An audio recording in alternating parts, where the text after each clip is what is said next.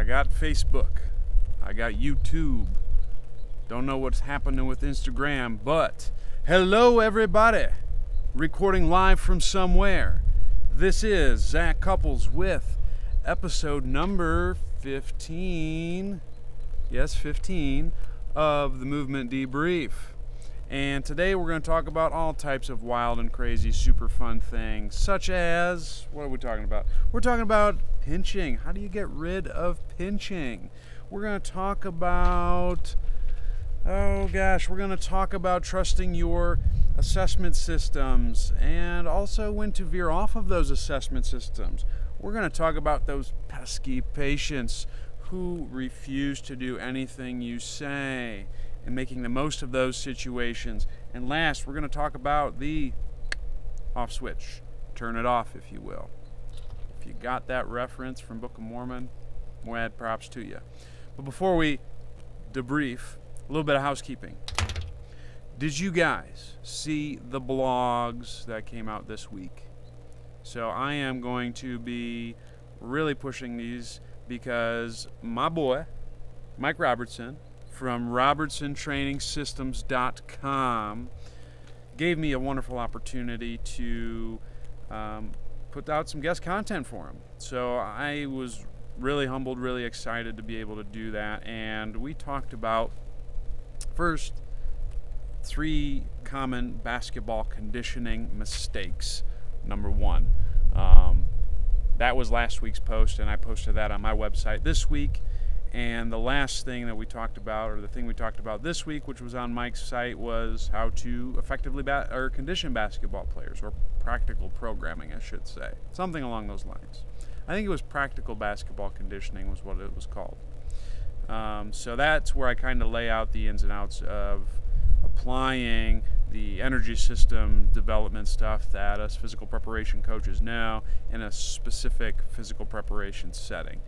And so you guys should check those out. Even if you don't work with basketball players, I think you can learn something more so just about applying the processes of basic sciences, of energy systems, of movement to an individual's specific goals or activities that they're going to be performing. So you guys should check it out.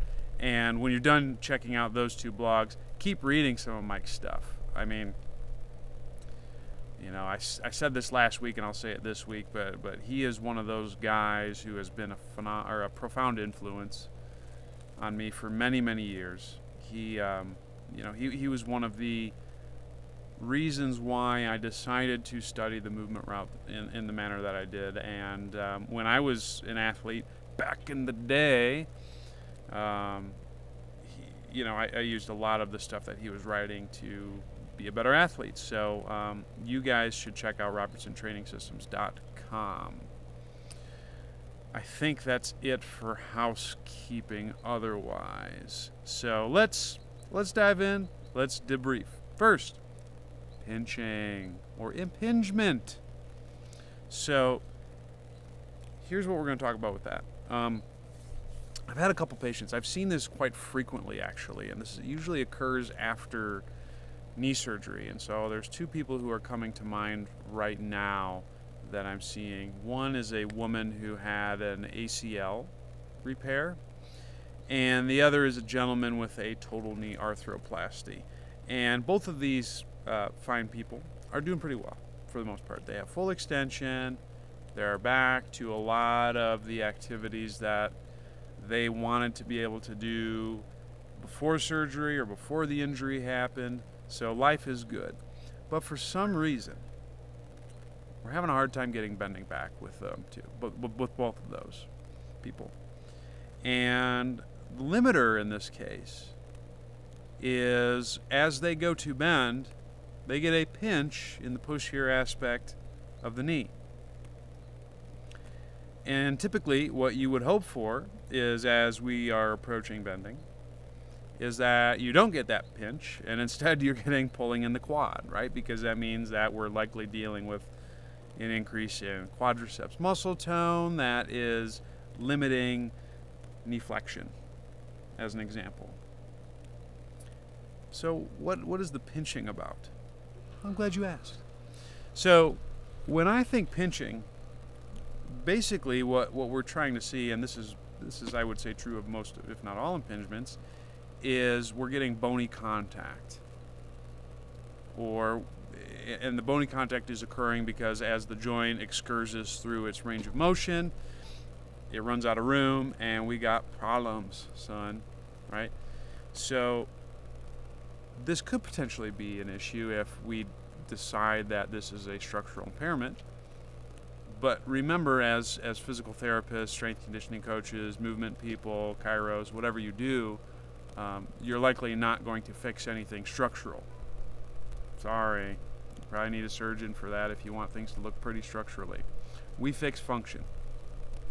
And so what do you have to do in these cases where you get a limitation in movement that is pinching and not necessarily stretching? Well, if we're getting bony contact somewhere, and that's what we think is creating the limitation, we need to create space so that bony contact doesn't happen. Now, I remember back in the day when I was with Daddy-O Pops, and we weren't studying a lot of the stuff that we were studying as much back then, we had an individual who had this very same phenomenon. And what we did back then was we basically put a towel between the knee and between the calf and the hamstring to try to create space to allow the knee to flex more effectively. And I was like, Dad, that ish don't make no sense, because as we know, as the knee flexes, the glide should go posteriorly, not necessarily anteriorly. He's like, that just seems to, some individuals need that. Maybe it's creating more space. And now I have a better understanding why that is. And that's one way you can create space. You can do something to the joint locally in order to increase range of motion potentially, right? Another common example would be doing like a posterior glide of the ankle, which, by the way, this still happens in the ankle as well. Like when you're seeing someone who dorsiflexes and they get the pinch in the front, this is relevant. But I think there's a more meaningful way to create space. And that's by making sure you have everything cleared axially and proximally. And so I'll use my girl with the ACL as an example. This chica is insanely flexible, like, damn, like crazy amounts of motion, tons of hip rotation, both directions, you know, straight leg raise, that's 110 plus, I mean, insane. And a lot of times with those people, even if all their passive tests are cleared, don't trust them, even if you can throw them far. Because a lot of times that might be phony motion, or they might have such great flexibility that they could blow through what you would normally see as a passive limitation. And a lot of times in those people, we may see limitations occur distally, and I don't know why this is, but that's just where maybe they're getting some semblance of stability or as a protective mechanism when there is great amounts of range of motion. I really don't know. That's kind of me just waxing poetic and hypothesizing and trying to make sense of this in my crazy brain. And so what I did, instead of stretching her into further knee flexion, because we don't want pinching, fam, I did just one simple thing. Okay, because remember, I don't trust her from a movement standpoint. And, you know, if we look at some of the tests that I had done with her prior, like some of my performance tests, she's doing very well in that regard. All I did was I had her lie on her side, and I just pushed her hip back into like a posterior glide. Okay, if you're a PRI people, we did a little AFIR action. If you're not, and I don't know, I'm starting to go away from that terminology because it's sometimes too complicated, posterior glide of the hip. So I did that, and then I rechecked bending. And we literally gained about 15 to 20 degrees of knee flexion. And it didn't hurt. There was no pinch, nothing. At the end, we were getting a little stretch in the quad. So what's kind of cool is I didn't necessarily do anything to the knee joint to make that change. I worked an axial or a proximal structure, or altered position of a proximal / axial structure, and that allowed space to be cleared. And so we're like, oh wow, that's cool. Like, my knee doesn't hurt when you bend it. And so what did I do? Well, I gave her activities that focused on that posterior hip glide while working bending. And lo and behold, she gained about 15 degrees of active knee flexion and didn't have any pinching at end range. Really, really cool. Really, really cool to see. In my gentleman who had the total knee, he's not floppy baby at all. He's more of a stiff and rigid individual. And in his case, he had a limitation in hip motion. And so, actually it wasn't adduction, but it was abduction.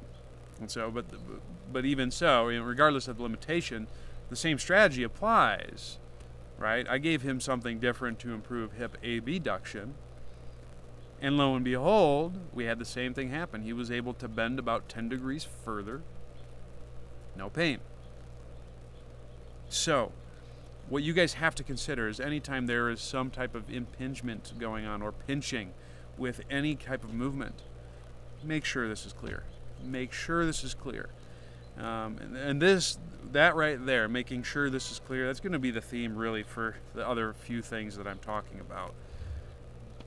Because it's so profound. And it's really, since I've been diving back into the clinic work a little bit more, and I've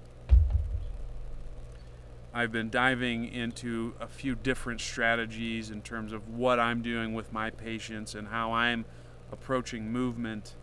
I'm really having a hard time deciding when a local input needs to be applied.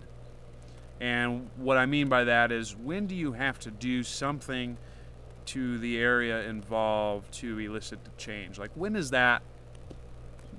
in your decision making is that where you have to go? Because what I'm finding is, as I am continuing to treat proximal structures and spending more time on that and controlling body position and making sure that motor control is established with the axial skeleton, I'm having to do a lot less manual interventions. And that's even in areas where I've had trouble. If I had to make a list of where I do the most manual therapy, it's neck, it's here, it's elbow, and it's wrist hand. And I wouldn't say it's in that order, but I'd just say globally. But well, definitely I would say elbow, wrist, hand is probably where I would do more manual therapy than not.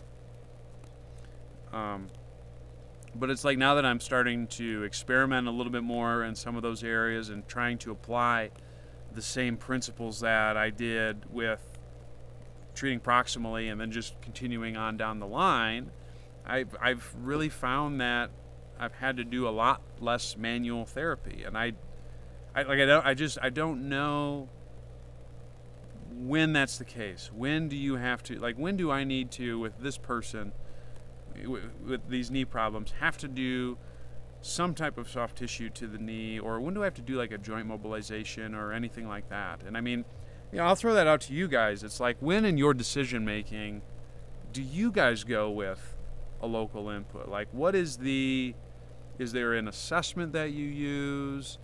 Is there, after I've done this, and this, that's when I go? Is that your first line of defense? Because I do know it's important and it's meaningful. And maybe especially in like acute injury scenarios, it's meaningful. But even then, it's like, I found that addressing proximal orientation and position and axial skeleton has still led to very similar changes. And maybe I'm just doing some type of local input for pain relief. I don't know what the answer is. I really don't. In the meantime, I'm going to stay on the proximal train and keep firing away. So that was kind of a tangent, but I was going to talk about that anyways. But that's pinching. So the name of the game is treat proximal. So following on that, paradigm that we're talking about, you trusting your tests. So actually, the case that I'm talking about next is also another individual. This was post-op total knee. This woman, I was so struggling to get her to bend her knee whatsoever. Like, she was stuck at about 85, 90, depending on the day. And this woman, I wouldn't say, I mean, she's older. She's not like the most flexible woman in the world, but definitely a little bit more hypermobile than not. And with this person, all like passive tests that I were doing, I would typically do would be clear, because what I want to ensure with everyone, especially when I need to bend the knee, you also have to understand that the tibia internally rotates with that. And so, do they have enough hip rotation to allow for tibial internal rotation? And this goes back to the little tangent that I was just on, as I was trying a bunch of local inputs to see if we could get any bend, and we just weren't getting anywhere. And she was still kind of swollen and all these things. I was like, damn, why is this? It was frustrating me, because I don't like when my peeps struggle, and especially when I can't figure out what it is that they need to get over the hump. And so in this case, what I did was, even though this woman was a bit older, I went to some of my more functional performance tests that I use. And I talk about this in a previous blog. It was how to treat pain with sitting, a case report, and I'll link it in the show notes. But with this patient, there's two tests that I predominantly use, and that's the active mid-stance test. You can look that up on YouTube if you want to see what that is, and I use the Copenhagen adduction exercise. And those are kind of my performance tests, because what it tells me is, it tells me how well can they coordinate a lot of the pelvic and trunk positions and muscle activity in such a manner that it allows them to potentially function in 3 planes effectively. At least that's how I'm hypothesizing it. What's really going on, who knows, right? And so I went to those, and for some reason I just wasn't going to them for her. And she had specific limitations on one side versus the other. And it's like, do I keep beating myself in the head and trying to do everything I can to do something locally, or do I just continue along the path with this person? And so what did I do? Well, I continued along the path, and I gave her a couple activities that hopefully would improve those tests. And those tests did improve. She was able to completely do the active mid-stance test and was able to achieve a rep on the Copenhagen, which, for like, I think she's like a late 60s, early 70s woman, that's impressive. And guess what happened once that occurred? She was able to bend her knee, right? We went from about, like, I think 88 that day to 102. And then the next time I saw her, she was at 110. And it's like, great. We're almost at our 120 spot that we want to be, after a post-op total knee. So again, this reinforces making sure that you've accounted for everything proximally before you go locally. And I even say this to go one step further. If I go back to my woman who had the ACL tear, she kills my performance tests, absolutely kills them. But she still can't bend her knee. And in that case, what we looked at instead was, well, how does she do more functional movements?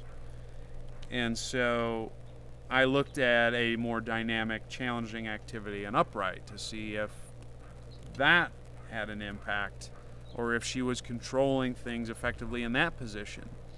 And she couldn't. I mean, we were trying to do kind of like a single leg squat variation of an activity. And ideally, I wanted her to be able to shift her hip effectively in that. And she just wasn't doing that. She was offloading the knee. The left knee was anteriorly translating a bit more, and problems. So what did I do? Well, my performance testing just went one step farther. Or one step further. Further, I think. And it's like, okay, I see that she can't do this functionally. We need to do another activity that helps her get that, but maybe it's more intense than some of the lower intensity stuff that I would normally provide. And these are things that you can do across the entire continuum. This was the crux of the basketball conditioning stuff that I wrote. Because what I would find with a lot of my basketball players was that, I mean, because they're freaky athletes, they would kill all of my stuff, but yet they'd hurt when they did some type of activity that was basketball specific. And I think early on we might think, oh, well, it's a power capacity problem, or it's a load management issue. And maybe it is, but what I found in that population was maybe it's just that maybe we still need to drive the same things that we were trying to drive at a lower intensity at a higher intensity. And so an example would be, like, I had one guy who, when he did side-to-side movements, he ran into some pain. And at lower intensities, or when we were doing some of the early rehabilitation things, you could see that those were still problematic based on some of the performance testing I was using.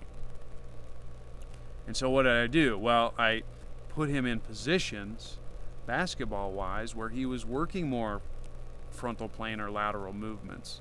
And we just drilled the hell out of them. And so for basketball, that's a lot of defensive slides. That's a lot of doing that ill crossover. That's doing Euro steps. That's doing all these things. And once he was able to do that effectively, he didn't hurt. And it's just, even when we think that we've cleared maybe all of our systemic tests or tests that address proximal function, and even if there's still something locally there, and again, this is why I'm struggling, like, when is a local input warranted? You can still progress along the continuum, and maybe you still have to do more functionally oriented activities or purposeful or things that are specific to that individual's movement or goal. So, I want you to encourage you guys to, whatever assessment you use, make sure you go the whole way when you go with it before you decide that maybe you need to refer out, or maybe you need to apply some local intervention. And even that, go beyond that. Because sometimes individuals can do things in one context, which could be some simple table test, and they do it savagely well, but maybe they just can't translate that to their specific activities. And that's why I'm coming to terms and learning a lot more, and I especially learned this when I was in pro sports, that general physical preparation does not equal special. And that's because it's a completely different context of movement. And that transcends just the movement itself. That applies to conditioning. That applies to force production. That applies to velocity production. That applies to acceleration. That applies to really all the concepts that we work on as movement people. It's just, we really have to take into account what the individual's doing, and making sure that we find strategies that can specifically attack that intervention or attack that task in a meaningful manner. And so that's working along the continuum, or making sure you trust your tests and go beyond those tests when you need to. Next,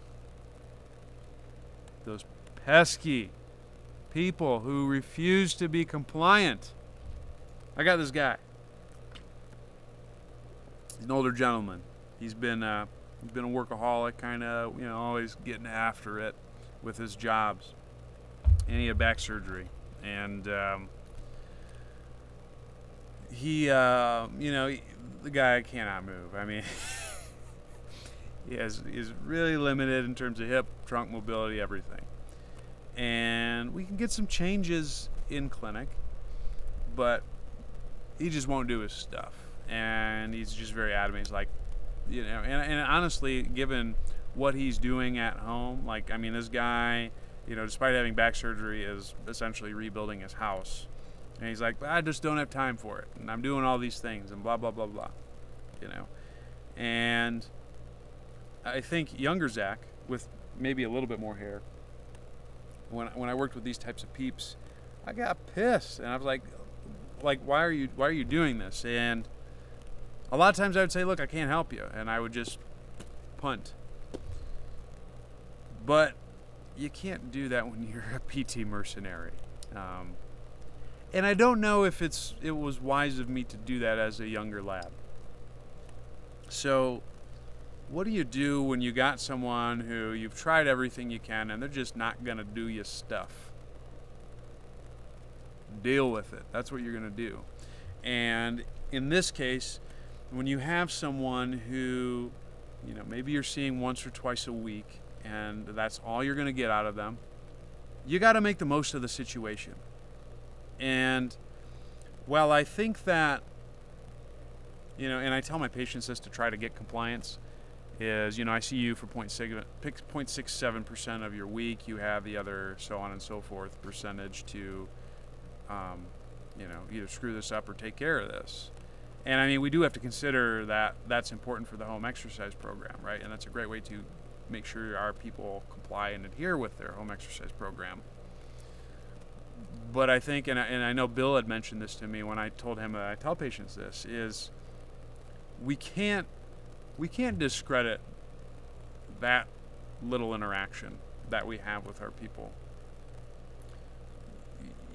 I'm sure we've all met people that we've worked with, or not even we've worked with, but in life, where you've had one interaction with them and that's changed your life. And maybe it was a brief moment, or maybe you've seen someone famous real quick and they winked at you. I don't know what it is. And it's like, wow, you'll talk about that for the rest of your life. I still talk about when I was at Rock the Bells, the hip hop festival back in the day, and I was in the front row and Common stepped right down and we both went like that, and like I still talk about that, So, and that was just, a brief, 20 seconds. So we can still make impacts in these small little segments that we see people. And so I ask myself, how can I be most impactful for this guy in the little bit of time we have? And so what do I do with him? Well, I make sure I give him ownership, and I want him to know that, look, what do you want out of this? And then two, I also make sure I set expectations and say, look, I understand you're very busy and you're doing a lot of cool things, and I want him to be physically active, and I want him to get after it and do the things he's doing at his house. He also has to understand, though, that like we are going to have some limitations in terms of how fast or maybe what progressions we can do if you're not doing this. And he's cool with that, right? But if you don't set up that expectation, then people are going to be let down because they're like, oh man, I'm going to physical therapy and that PT didn't work. Well, you didn't do your stuff. And moreover, I didn't do my stuff, and that is making sure you understand that, look, if this is how we're going to operate, this is likely how long this may take, or what your prognosis is, and these are the outcomes that we're going to be dealing with. So I first was very upfront about that. Then, in the remainder of my sessions, basically what I do is I just treat him like a personal training client. And that might start off with, well, if he's a little sore because he just went to town on his house the day prior, I'll do a little bit of manual therapy because he had mentioned that it was helpful in the past, and it seems to help him sensitivity-wise, even though we don't get much changes in motion. And then what do? This guy likes to get after it, so we get after it, right? He has really poor balance, so I'm doing things like split squats. I'm doing things like single leg RDLs, supported, of course, because I don't want to fall. It's a lot of paperwork. And I'm doing things to just enhance his conditioning because that's where he feels he lags. And, well, the bro is still stiff as all hell, and he, still gets sore, and we're not getting any changes in motion that are meaningful. He's doing better. Like, he's getting in better shape, his balance is improving, and he can do more activities at home before he runs into trouble. And I think in any of these scenarios, and this is not just when you're working with non-compliant patients, but it's when you're working with people, thank you, Dr. Mike. Mike Roussel commenting on this Perky Go coffee shirt. It's the best shirt in nutrition. There's no question about that. You guys, well, first off, I'm going to give a plug. Mike doesn't give me any money for this, but he's got Neuro Coffee. You guys should check out getneurocoffee.com. I believe that's the URL, Mike. And I'll tell you what, the shit tastes good. It's also got a little bit of hashtag EBP showing that you can get some increases in brain-derived neurotrophic factor, amongst other things. I got a couple bags in my in my cupboard right now, and I have that for my cold brew. It's a really good cold brew. You can get it ground, you can get the K-Cups, whatever you want to do. But yes, get that stuff. Anyways, in terms of like non-compliant people, or just when you have an ideal set in your mind of what you want to happen and people don't reach that, or you just can't do that, or you have some type of constraint, like you have to deal with it and push through and make the most of those constraints. Do you get pissed when after a shoulder surgery you can only do passive range of motion? No, right? Do you get pissed when you are a personal trainer and your client has an amputation and can't do single leg movements on that side? No, it's like these things happen and you just have to work around that and make the most of the situation. And the same is true when people don't do things the way you expect them to. That's just life. I mean, people are going to disappoint and upset you, and things won't go your way. And so what you got to do, just endure, move on, deal with it, make the most of the situation, be objective about it, don't take things personally, get after it, and do better despite those constraints. Or you know what? Use those constraints as motivation so you can do something innovative. You can create an innovative solution to have that person reach that goal, or where you reach your goals. So don't worry about those non-compliant people, fam. Just get better, get them better, despite themselves. Last thing for today is the off switch. Incredibly important. Something I need to do a better job of. So I got this guy. And I love this guy. This guy is awesome. He is like, he's mid-70s, I think. And he has worked all of his life. I mean, this guy, old man, very skinny dude, but old man strong. Like, he is rail thin, but his shoulders are just jacked. And, you know, his hand is more screwed up than a soup sandwich. And he's got like all these, he's got this crazy scoliosis, among these other things. And you see me for low back pain. And when he came to me, the physician he saw, and I'm not going to say this to knock the physician, that's not my intent by any means, but the physician said, like, look, man, you've been working for, you know, you're 70, whatever. Maybe it's time to hang up the reins. And, you know, he told me that. And he's like, but I just want to work. I love the work. And I so admire that about him. And it's like, you just have back pain, man. Why? Like, you don't have to stop this because your back hurts. And I admire that this guy has found something that he loves so much, his job, you know, that he still, after all these years, like, he's not even thinking retirement. He's thinking of keeping going and getting after it. And that's just incredible. I mean, I'm hoping that with the things that I'm doing professionally and for my work, that I'm in a similar boat. Maybe have a nicer hand and maybe even bigger shoulders by that age. But I think it's just so cool that he continually has that desire to keep pushing. But when you have this guy who's, I don't even know if he's type A, he's just old man strong, and I think probably most of his life he's always going. Like, everything is high intensity, everything is on. Even so he's got back pain. Even when he's testing his range of motion, like when I have him doing like toe touch or something like that, everything is just full force. Like when he's doing trunk rotation. It's that, you know, and her side bending. It's like it's just like everything is full force and high intensity. I have to stop myself, and I have to try to not laugh when I see this, which I do pretty well, because, you know, when you get to my age, you've seen it all. And so we were doing an activity today, and, you know, it was a breathing exercise, and I'm having him doing some reaching because I want him to try to be able to rotate without pain. And you know, everything is, you know, there's just hard reach, your bones cracking all over the place, you know, his face looks like he's about to explode, neck muscles are just kicked into high gear, and he's doing all these crazy things. It's like, bro.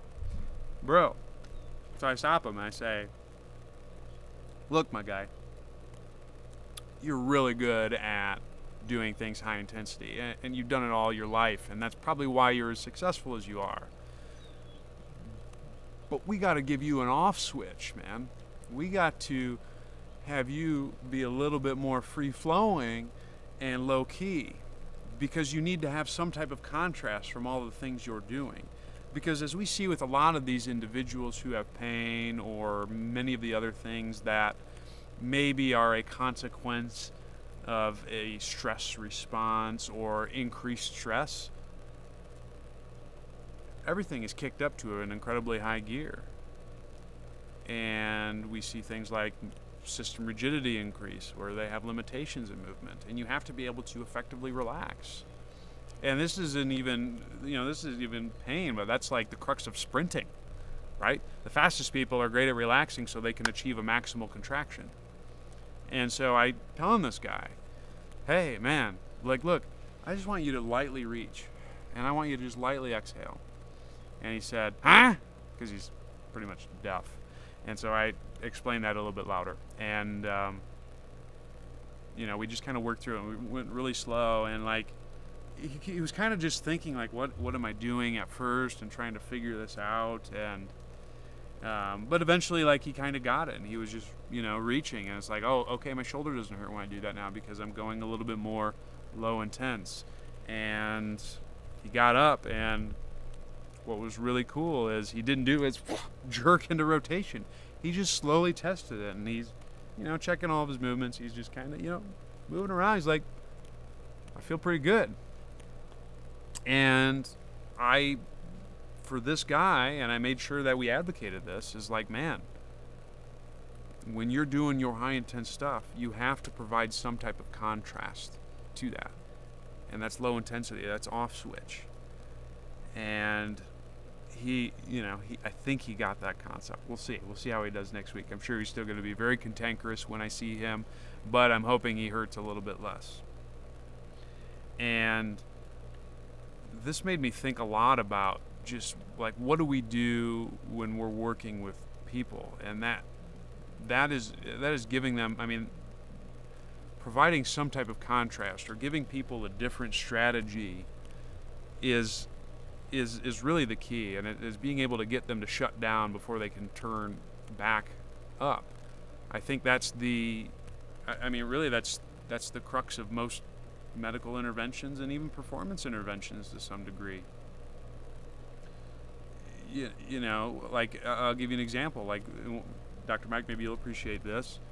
You know, if you have an individual who maybe doesn't tolerate certain foods, well, what do? Well, you have to find a way to make sure that you give them a diet that they can tolerate. And so what does that involve? Well, that involves getting maybe their gut or their immune system or whatever to tone down. And maybe you do that with some type of specific diet. What do we do in physical therapy? Well, if I am rigid and I can't move, I have to get individuals to relax, or I have to get the tissues to relax so they can move a bit more freely, because we see an increase in rigidity. What does a trainer do in season when a athlete is doing specific physical preparation and they're playing multiple games per week? You do something that contrasts that, so they can recover more effectively for the next thing. What does a sprint coach do? Well, Derek Hansen, when I learned from him, the biggest thing he was cueing was relaxation, and that was by some of the sprint stuff that I will expose you guys to in a later blog post. All these things focus on getting people to shut down, even for a brief moment. Because if you don't have a contrast to maximal intensity, and that's of various forms, that's of pathology, that's of autoimmune, that's of all these things. If there's no contrast there, then they're going to stay in that state. Right? With blood pressure, if I can go high with exercise and then at rest I'm a lot lower, that's a much better scenario because there's two contrasting values, whereas as opposed to someone who's got chronically high blood pressure. It's all the same thing. We all have to find ways to give ourselves and our people off switches. We have to sleep because that's an off switch for us, right? From our day. That's how we recover, that's how we learn. We have to maybe try things like relaxation, meditation, breathing, whatever.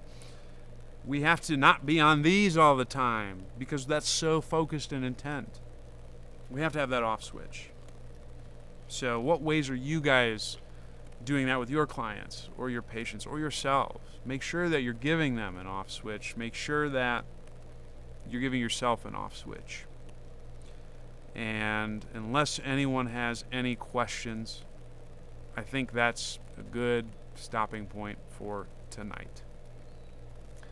I want to thank everyone for listening in to number 15 on the Movement Debrief. I don't know how long I've been rambling, but I appreciate all you guys. I appreciate you guys as my audience. But let's say you want to learn more. Here's where you go. First off, go to zachcouples.com.